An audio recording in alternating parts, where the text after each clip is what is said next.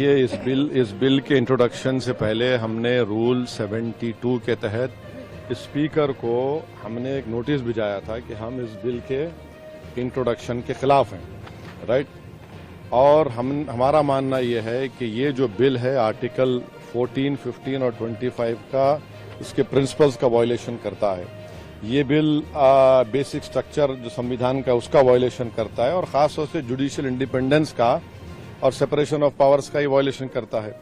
अब इसमें सबसे अहम बात यह है कि जो वक्फ बाय यूजर का सेक्शन 3RI है, उसको ये कह रहे हैं कि वक्फ बाय यूजर को हम निकाल देंगे। कैसे निकालेंगे, क्यों निकालेंगे? आप इसलिए निकालेंगे ताकि आप जितने मस्जिदों पर RSS का दावा है वो छीनना चाह रहे हैं, आप जितने दरगाहों पर राइट विंग हिंदुत्व ऑर्गेनाइजेशन का दावा है, जैसा अपने मुंबई में हाजी मलंग की दरगाह है, छीनना चाह रहे।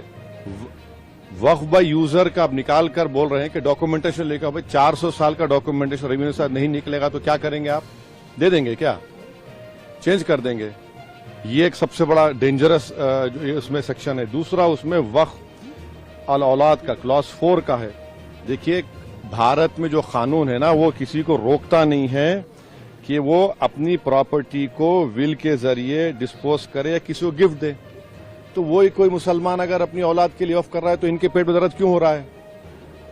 हिंदू एंडोमेंट बोर्ड में इजाजत है इसकी, सब जगह दूसरे गुरुद्वारा प्रबंधन कमेटी में इजाजत है, तो मुसलमानों के वक्फ बोर्ड में क्यों नहीं होगा? पांचवी बात यह है कि इसमें आप ये कह रहे हैं कि मुसलमान जो 5 साल उसके हो गए इस्लाम कबूल करके तभी वक्फ करेगा। ये फ्रीडम ऑफ रिलीजन का ग्रेव वायलेशन है। अच्छा, दूसरे रिलीजन को मानने वालों के लिए ऐसा कानून है? नहीं है। और आप कौन होते हुए तय करने वाले मुसलमान हुआ नहीं हुआ? 5 साल उसको रुकना चाहिए तभी जाकर, माने आप वेट करेंगे हैं? और ये और एक उसमें जो बात जो ऑब्जेक्शनेबल है वो ये है कि अगर कोई सेक्शन 61 में आपने डीएम को बहुत पावर्स दे दिए, अब डीएम कोई फैसला करता है वक्फ बोर्ड के खिलाफ, मुझे ट्राइब्यूनल जाना है। अब ट्राइब्यूनल पहले क्या था, एक जज था, डिस्ट्रिक्ट जज सीनियर CJI अपॉइंट, और 2 लोग थे। अब कह रहे हैं कि ट्राइब्यूनल में 2 लोग होंगे, रिटायर्ड डिस्ट्रिक्ट जज और एक ऑफिसर होगा, क्या होगा वो, ज्वाइंट सेक्रेटरी रैंक का। कोई ज्वाइंट सेक्रेटरी रैंक का ऑफिसर बैठकर रिटायर्ड कलेक्टर के खिलाफ ऑर्डर देगा? तो ये खुद अच्छा, और एक बात, कलेक्टर कैसे जज बनेगा? फैसला भी वही करेगा, जज भी वही करेगा। ये प्रिंसिपल नेशनल जस्टिस के खिलाफ है। तो इसमें कई सेक्शंस हैं जो खतरनाक है, कई जो वक्फ बोर्ड के फेवर में नहीं है, वक्फ को खत्म करना चाहते हैं। तो सरकार की दलील ये है कि सब दलील झूठी है। जो कि वक्फ बोर्ड एक वो जो बोल रहे हैं ना, वो गांव डिक्लेयर कौन किया, वो बताएं देश को। वो गांव डिक्लेयर अगर हुआ है तो वक्फ बोर्ड पे नहीं बोलने पे नहीं हुआ है, इसलिए हुआ है कि सर्वे कमिश्नर की रिपोर्ट आई, उसके बाद गजीट इशू हुआ, और गजीट के लिए 1 साल का टाइम मुसलमानों के लिए है, नॉन मुस्लिम के लिए कभी भी टाइम है। आप उसको ऑब्जेक्ट करिए ना।